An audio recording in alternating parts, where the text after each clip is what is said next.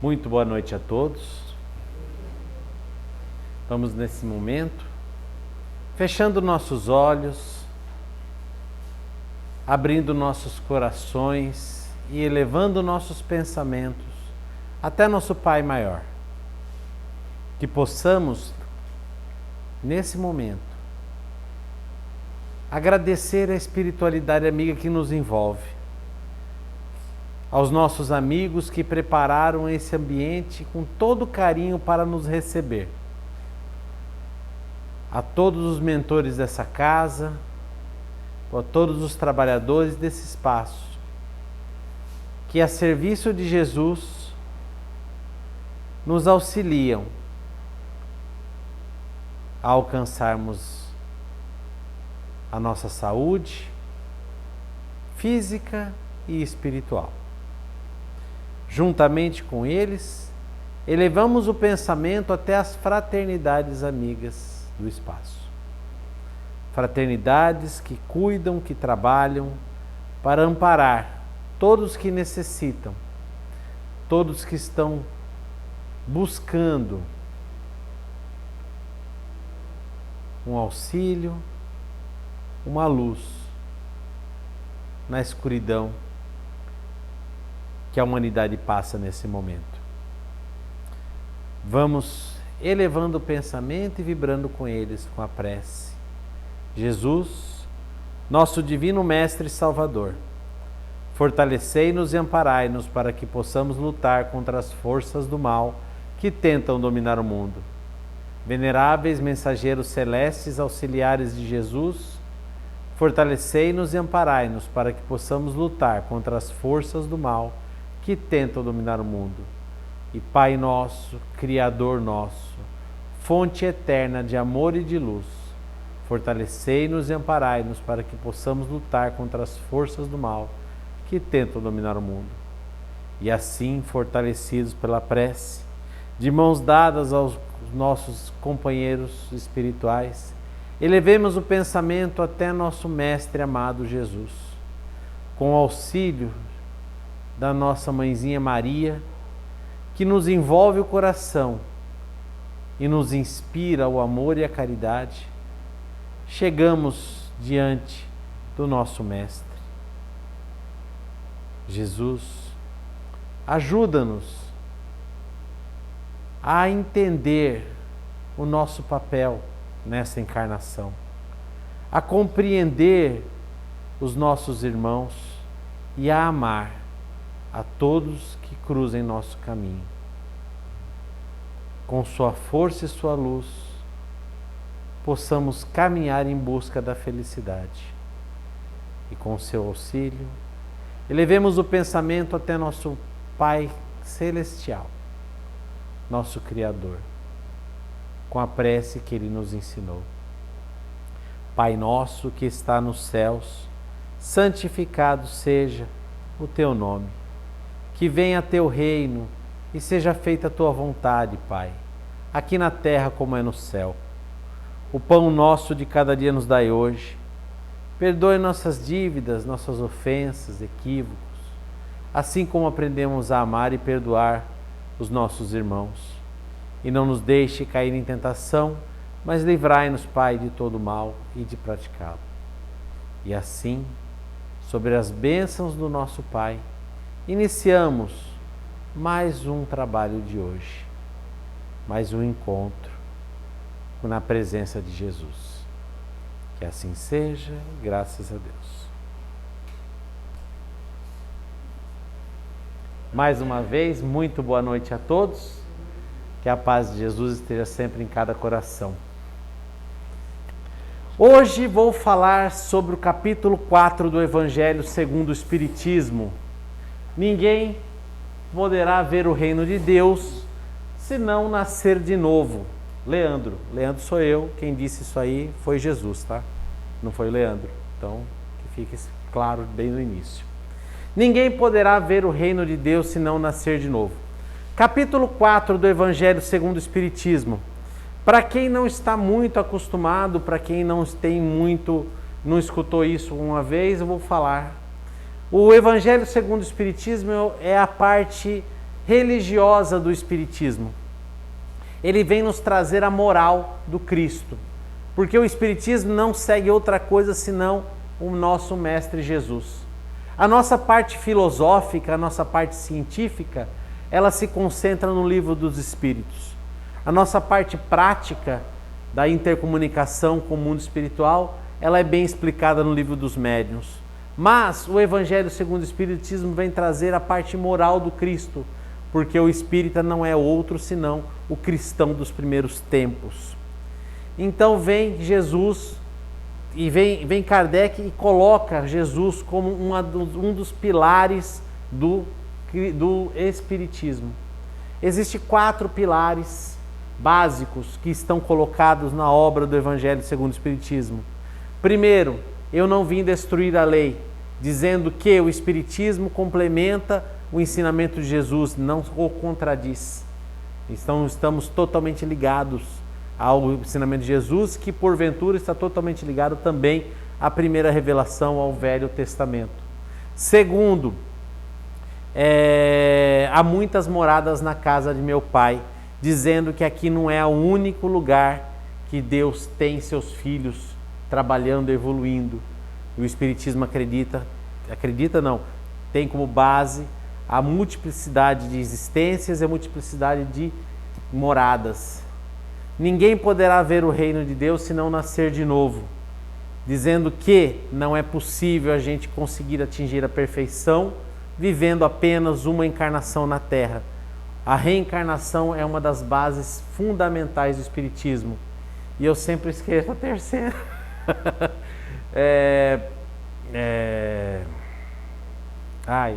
Eu sempre esqueço a terceira, desculpa.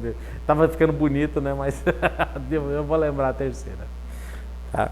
Então, o que acontece? Ninguém poderá ver o reino de Deus se não nascer de novo. A reencarnação, ela é a explicação que falta para fechar o pensamento da bondade infinita de Deus perante nós. Porque todos os grandes pensadores, todos os grandes filósofos, como Santo Agostinho, ele veio trazer o entendimento que Deus existe de uma maneira filosófica, de uma maneira lógica, dizendo que toda criatura imperfeita tem que ser criada por um ser perfeito. E assim ele vem com a sua argumentação explicando que Deus realmente existe. Só que existe um ponto em que aqueles que debatem com esse pensamento vêm buscar a inexistência de Deus. Qual é esse ponto? Se Deus é bondade, se Deus é inteligência infinita, por que as criaturas morrem? A morte não seria contradizer a bondade de Deus? Se Deus é bondade infinita e ama suas criaturas, por que os deixam morrer? Por que os deixam sofrer? Por que as pessoas sofrem, às vezes, sem ter nada a merecer esse sofrimento? Por que crianças nascem com sofrimento? Então, essa parte filosófica vinha fazer o quê? Provar que a argumentação de Santo Agostinho é falha. Mas, com a reencarnação, nós conseguimos fechar esse pensamento. Porque com a reencarnação a gente prova que a morte não existe. Que o sofrimento que vivemos no corpo é apenas aprendizado. Não é um sofrimento real. Não é, como Paulo diz, cuida daqueles que atacam o corpo, mas não atacam a alma. Porque aqueles que atacam a alma e deixam o corpo, esses são os piores males. Então que possamos mortificar o corpo, que possamos sentir no corpo as dores e não carregar na alma as nossas dores. Porque aquele que carrega na alma as dores vai ter que expiar, vai ter que buscar a sua purificação no futuro. Aquele que carrega no corpo não. Porque o corpo perecível, Paulo diz que existe um corpo corruptível e um corpo incorruptível. Né? A linguagem naquela época, ele dizia que existe um corpo corruptível, esse de carne, que perece. E o incorruptível é aquele que vem depois do corpo de carne, que ele entendia como espírito, como alma, como enfim. O nome pouco importa, o que importa é o pensamento, a ideia que se tem da coisa. Então, o que acontece? Quando se pensa na reencarnação, a gente consegue traçar a bondade de Deus de uma maneira sublime, porque ninguém morre de verdade, ninguém sofre de verdade, certo? As pessoas, elas apenas buscam o seu aprimoramento através do sofrimento, e mesmo esse sofrimento que a gente diz que existe, nada mais é que a nossa revolta em aceitar as leis de Deus. É aquela coisa, imagine uma criança, você manda ela para a escola e ela vai chorando, entendeu? Na visão dela, o pai e a mãe estão judiando dela, porque estão obrigando ela a ir para um lugar que ela não quer ir. E na visão do pai e da mãe, eles estão fazendo um bem para aquela criança, porque ela vai agradecer eles no futuro. Contrário seria se a criança chorasse e a gente não mandasse para a escola. Como que eles vão agir com a gente no futuro? Você não cuidou de mim na hora que eu precisei. Ah, mas você chorou, mas eu era criança e não tinha entendimento. Você é adulto, você deveria ter feito isso por mim. Eu escuto, por exemplo, na minha própria família. A minha esposa, quando teve, na época da adolescência, tinha um problema no dente e precisou ser levada no dentista. Aí ela chorou e a mãe falou, não vou levar, tadinha, tá chorando. Mais tarde teve que arrancar o dente. Quem ela culpa? Lógico, não culpa a mãe porque ela é um anjo, ela não vai fazer isso. Mas ela fala, poxa, se minha mãe tivesse sido um pouquinho mais firme, eu estaria com o dente na boca hoje. Esse é só um exemplo do que a gente passa com os nossos filhos, que é o que Deus passa conosco. O sofrimento que temos nessa vida nada mais é que o sofrimento da criança, que não quer passar por aquilo, que não quer sofrer aquilo, achando que Deus está desamparando. Onde está Deus que me faz sofrer dessa forma? Só que todo aquele que sofre, de um jeito ou de outro, aprende. Todo aquele que passa pela privação sai mais forte dessa situação. Todo mundo que tem uma história de crescimento, geralmente na juventude, em que teve que passar por sacrifício, por privação, que teve que buscar várias formas de atingir seus objetivos, hoje fala com muito orgulho, eu consegui. Né? E cresceu muito com isso. Na nossa encarnação é assim. Tudo que a gente passa é para o nosso crescimento. Porém, a gente ainda não tem esse entendimento. Então, enquanto estamos passando, a gente está chorando. Chorando por quê? Porque não queria passar por isso. Eu quero continuar quietinho no meu canto. Eu estou brincando com meus brinquedos. Por que que meu pai me tira os brinquedos? Ele não pode me deixar quieto no canto brincando? E o pai está nos olhando e falando, tudo bem, mas você precisa crescer. Você não pode ficar eternamente brincando no canto com os seus brinquedos. Você tem irmãos mais velhos que querem que você cresça para você ter mais autonomia, para você ser mais feliz, para você não cometer tantos erros. Você precisa crescer. E é esse o nosso trabalho nas reencarnações sucessivas. Por isso que temos várias e várias experiências terrestres. Esse é o motivo de tudo isso. O nosso crescimento, o nosso objetivo como um ser maior, filho realmente de Deus, criado à imagem e semelhança dele. Somos criados à imagem e semelhança de Deus. Em que sentido? Todos os potenciais divinos há dentro de cada um de nós. Podemos fazer tudo que Jesus fez e muito mais, porque nós somos deuses, filhos do grande Deus, né? Mas o que nos falta? Crescimento, desenvolvimento, aprimoramento. Nos falta o nosso amadurecimento, buscando o quê? Buscando a nossa real vocação como ser divino. Imagine o seguinte, Deus é o Criador de todo o universo. Se Deus é o Criador de todo o universo, qual o papel dos seus filhos? Ajudar na criação. Fazer a parte deles como co-criadores. assistentes do Criador. Filho de peixinho, peixinho é. Filho de Deus, Deusinho é, vamos falar assim, apenas para trazer a ideia. Então o que acontece? O nosso trabalho é trabalhar na criação. Será que isso é verdade? Jesus está aí, ajudando a gente.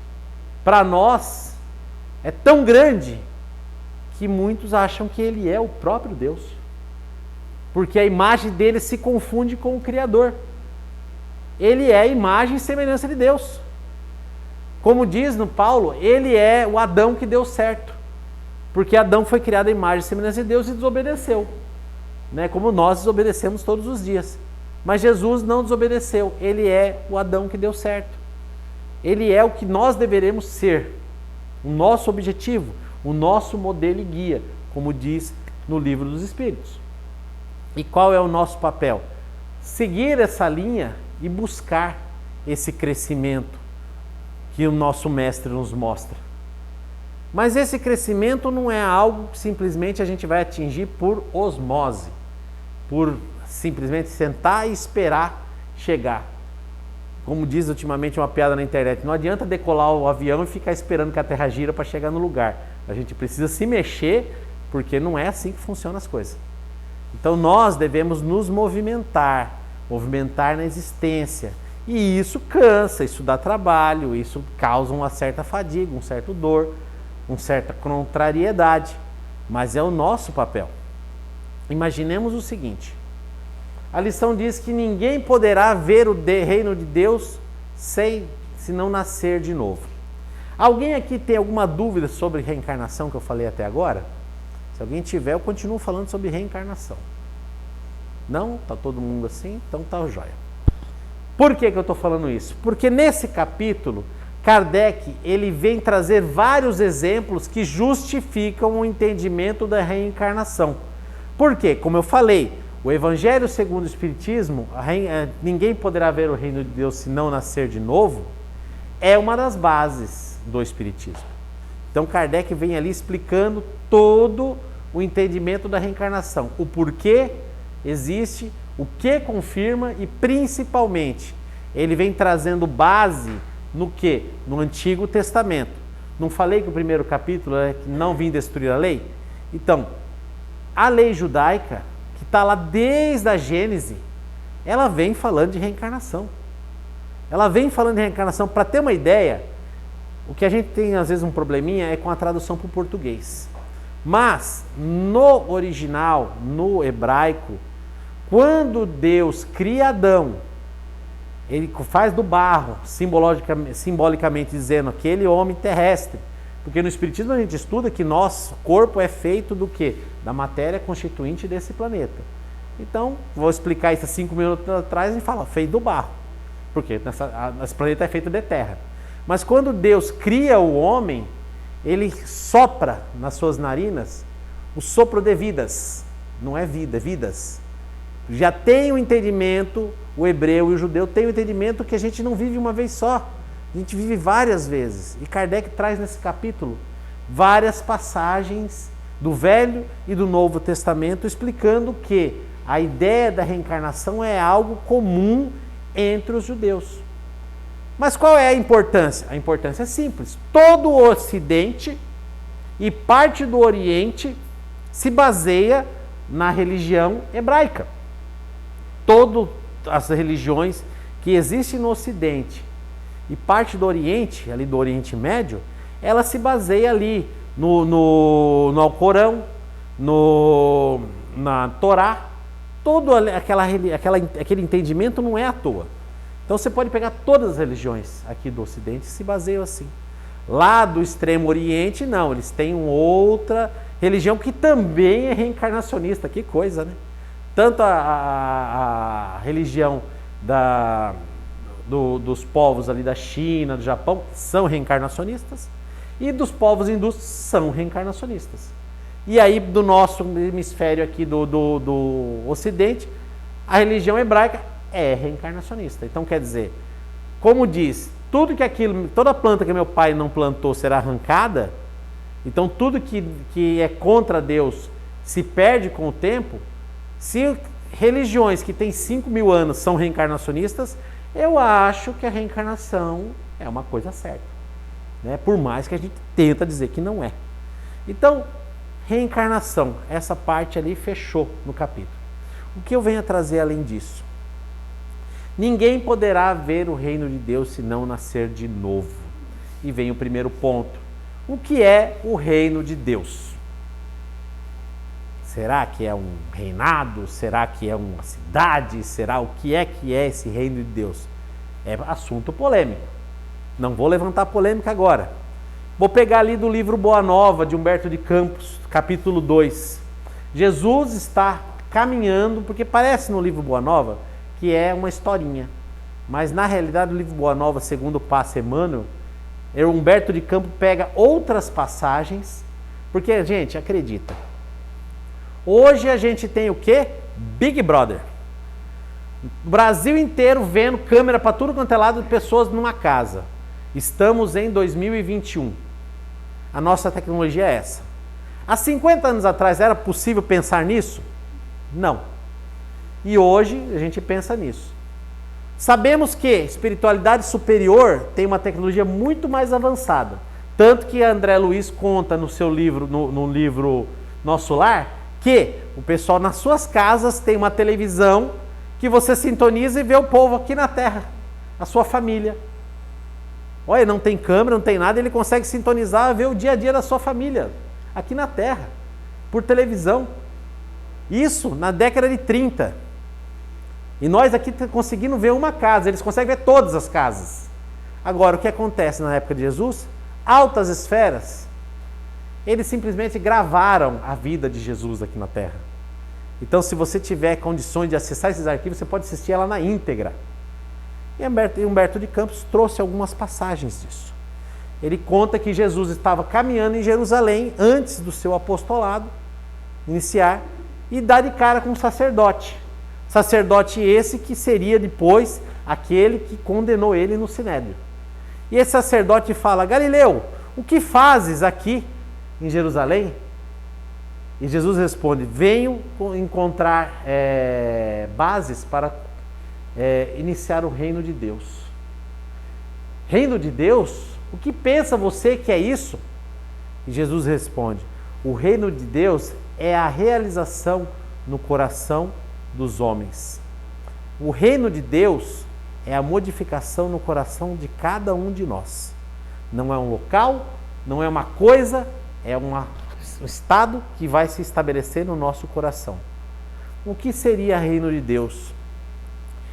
O que é um reino? Na época, a ideia de reino vem ali na tradução, na Idade Média. Reino é assim, você tem um rei que manda e todo mundo que obedece.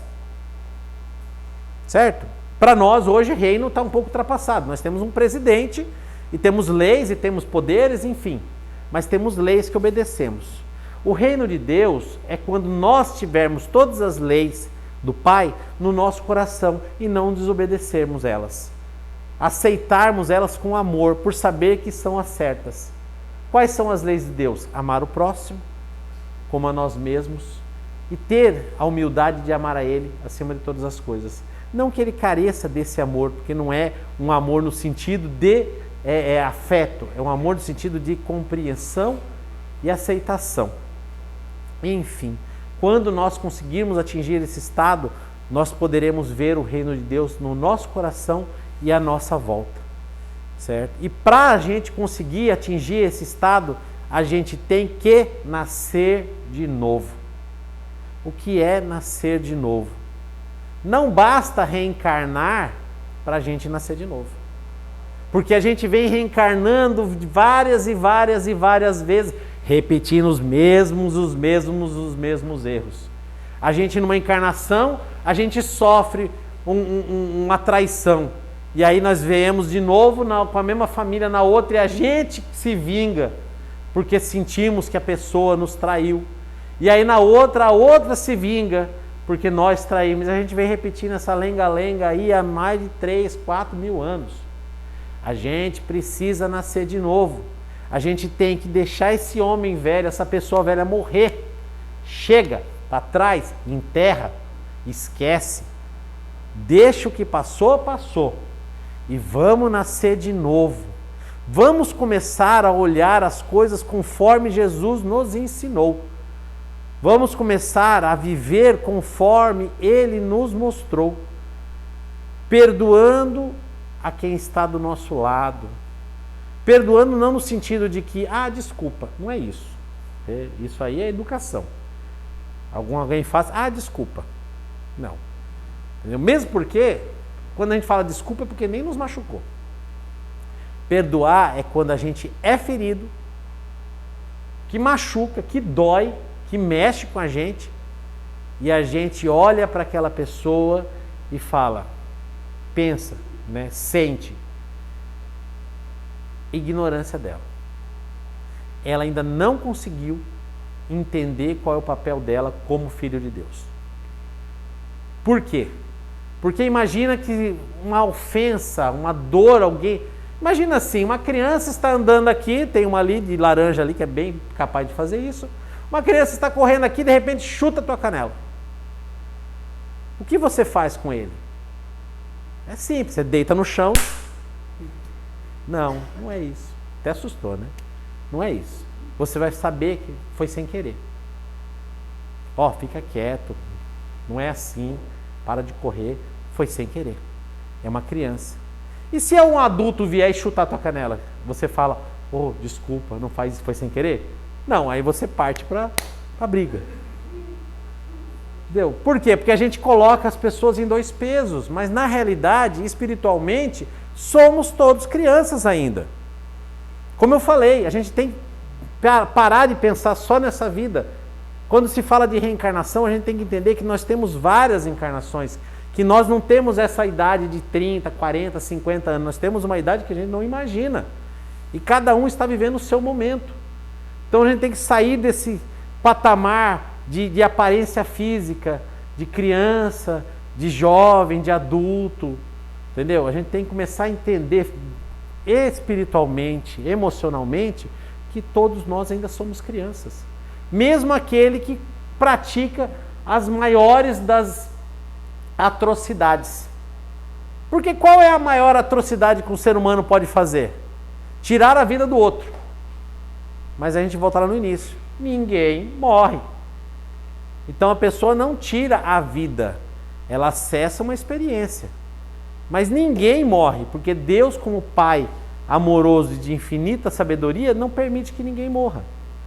Então nós devemos parar de pensar, né, que a pessoa fez de propósito, que a pessoa fez por querer, que ela tinha o conhecimento. Não, se ela tiver o conhecimento, ela não faz. É aquela coisa, a gente tem aqueles filmes, por exemplo, de nave espacial de futuro, né? Então você pega lá um Jornada nas Estrelas, 200 anos no futuro. O ser humano viaja entre as estrelas e conhece de várias civilizações, mas eles brigam na nave. Gente, 200 anos no futuro, você acha que a gente vai evoluir só a parte tecnológica, vai continuar com os mesmos problemas, né? Com o mesmo entendimento pequeno de que a gente é mais importante do que o outro? Então o que vai acontecer? A gente vai crescer. E a partir da hora que a gente crescer, a gente não vai ficar com essas picuinhas de criança. Porque picuinha de criança é o que a gente sente de ofensa. A gente sente-se ofendido e passa a vida inteira reencarnado reclamando. Eu não fiz isso porque fulano, você desencarna. E aí quando você está lá desencarnado da comunicação, está lá obsediando alguém, você vai falar, por que você está obsediando? Porque fulano pisou no meu pé na outra encarnação e eu não perdoo. Eu não deixo barato. Ele vai me pagar. Pagar como? Você vai pisar no pé dele até o quê? Até inchar? Entendeu? Mas parece uma brincadeira, mas é assim que nós agimos, totalmente infantis. A gente precisa crescer, a gente precisa quebrar com essa corrente e nascer de novo. Como diz Paulo nas suas epístolas, quem vive com Cristo, nova criatura é. Em outras palavras, só seremos realmente seguidores de Jesus, só entenderemos realmente o que Ele nos trouxe, só conseguiremos colocar o reino de Deus no nosso coração se a gente quebrar com as velhas atitudes né, com a nossa animalidade inferior, né, que nos faz cometer as maiores atrocidades. E quando eu falo atrocidade, não estou falando nem de violência, estou falando às vezes da nossa palavra que fere, machuca, muito mais do que um tapa no rosto. Só quando a gente colocar esse ser para dormir eternamente e fazer nascer um novo ser de luz, que é mais parecido com Jesus do que com um leão, com uma onça, com um jacaré. Só quando a gente conseguir se parecer mais com Jesus, nascer de novo, aí realmente a gente vai começar a ver esse reino de Deus que está à nossa volta. Ele não vai chegar, ele está à nossa volta. É a nossa imperfeição, a nossa impureza, a nossa animalidade que não permite que nós vejamos que o reino de Deus já está à nossa volta. Que ele é seguido de bênçãos, que é seguido de coisas boas. E quando eu falo bênção, não é dinheiro, tá, gente? Quando eu falo bênção, é coisas assim maravilhosas que vão encher a gente de alegria sempre. O dinheiro é uma coisa que acaba, que vem e que vai. Mas a alegria, a felicidade eterna de saber que você tem um lugar no universo e que tem um Pai que te ama infinitamente e que nunca solta a sua mão, isso não tem preço. Certo, gente? O tempo acabou, eu agradeço a todos e vamos passar para o próximo momento do nosso trabalho. Esse momento é muito importante, porque é o momento das nossas vibrações. Parecem simples, parecem pueris, mas é nesse momento que a gente vai nos doar, que a gente vai exteriorizar essa energia que há em nós, essa divindade que está dentro de cada um. Esse papel de co-criador do universo, a gente pode. O nosso pensamento, a nossa força de vontade tem um poder que nós não imaginamos. Então, nesse momento, eu convido a todos a fechar os olhos, respirar calmamente e, mais uma vez, elevar o pensamento. Mas elevar mesmo, a ponto de a gente conseguir se distanciar desse planeta e ver essa maravilha flutuando no espaço. Esse ponto que nesse momento a gente vai vibrar luz e ele se torna iluminado. Que a nossa vibração vai purificando a atmosfera, vai trazendo uma energia de renovação, uma energia divina. Essa energia vai caindo sobre a terra em forma de chuva, sobre todos os nossos irmãos, molhando como se fosse orvalho, e ao contato com a pele de cada um, eles possam sentir a luz de ser um filho de Deus. Vamos vibrando por todos os nossos irmãos, principalmente aqueles que estão vivendo conflitos, que sejam conflitos armados, aqueles que vivem conflitos sociais, econômicos, aqueles que vivem conflitos morais, emocionais, interiores. Vibremos por todos eles. Vibremos por todos aqueles que desencarnam no dia de hoje, que sejam recebidos com muita alegria e muita luz no plano espiritual. Que a sua visão se dilate e percebam que Jesus nunca nos abandona. Ele sempre está no nosso lado, em forma de um amigo, de um mensageiro que jamais nos abandona. Vibremos por todos aqueles que ficaram e sentem a dor do afastamento, que tenham fé e coragem, porque ninguém morre. Essa é a mensagem que Jesus pede para dizer: ninguém morre. Todos vamos nos encontrar. Vibremos por todos que passam por doenças complicadas, principalmente nesses tempos, que se sintam fortalecidos, que sejam amparados por essa energia maravilhosa que brota do nosso coração, que possam ter forças de enfrentar e sabedoria para aprender. Vibremos por todos aqueles que trabalham cuidando do ser humano, sejam médicos, enfermeiros, doutores, professores, cuidadores, orientadores, enfim, todos aqueles que cuidam daqueles que precisam de cuidado, cuidam daqueles que estão frágeis, cuidam daqueles que estão em posição de necessidade. Vibremos pelo nosso país querido.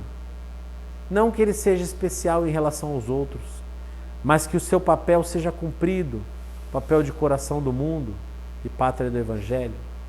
Todos os outros têm outros papéis, que nós possamos executar bem o nosso, sendo servidores do Cristo, a todas as horas de nosso dia a dia. Vibremos por todas as religiões, porque todas têm um papel importantíssimo de levar o homem a Deus. Pelo nosso Espiritismo que nos esclarece, que nos guia, por essa casa que nos abriga, que cede seu espaço para receber toda essa espiritualidade e derramar tantas bênçãos sobre nós. Vibremos pelos nossos lares, trabalhos, estudos, enfim, por todos que nos cercam no dia a dia, porque todos colaboram para o nosso aprendizado e crescimento, principalmente aqueles que nos contrariam, aqueles que nos desagradam, aqueles que cutucam nossa ferida. Vibremos por eles, porque eles também estão trabalhando pelo nosso aprimoramento. E logo, logo nos abraçaremos como verdadeiros irmãos. Vibremos por nós mesmos, para que tenhamos sempre a força e a coragem de continuar seguindo esse mestre maravilhoso que é Jesus. E nesse momento, toda a espiritualidade se coloca a postos e vão, com auxílio com respectivos companheiros, dos seus trabalhadores, vão nos aplicando um passe, vão derramando energia sobre nós, nos harmonizando. A cada um de nós agora recebe tudo o que está necessitando. Eles vão colocando a mão sobre a nossa fronte e vão derramando todo o fluido necessário ao nosso reajustamento, à nossa purificação. Mais uma vez, desce do alto essas luzes que nos abençoam e harmonizam todo o nosso sistema psíquico e orgânico. Agradecemos a esses trabalhadores por tão grande carinho que tem por nós, e que possamos assim ser gratos ao nosso Mestre Jesus por toda a bênção e toda a luz que derrama sobre cada um de nós. E assim, vamos encerrando mais essa reunião de hoje com a prece que Jesus nos ensinou. Pai nosso que está nos céus, santificado seja o vosso nome. Que venha a nós o vosso reino e seja feita a vossa vontade, Pai, aqui na terra como é no céu. O pão nosso de cada dia nos dai hoje. Perdoe, Pai, os nossos erros, nossos tropeços, Assim como vamos aprendendo também a perdoar nossos irmãos que caminham conosco. E não nos deixe cair na tentação, Pai. Livra-nos, Pai, de todo ato, de todo pensamento no mal. Porque o Senhor é o poder, o reino e a glória para toda a eternidade. Muito obrigado, Pai.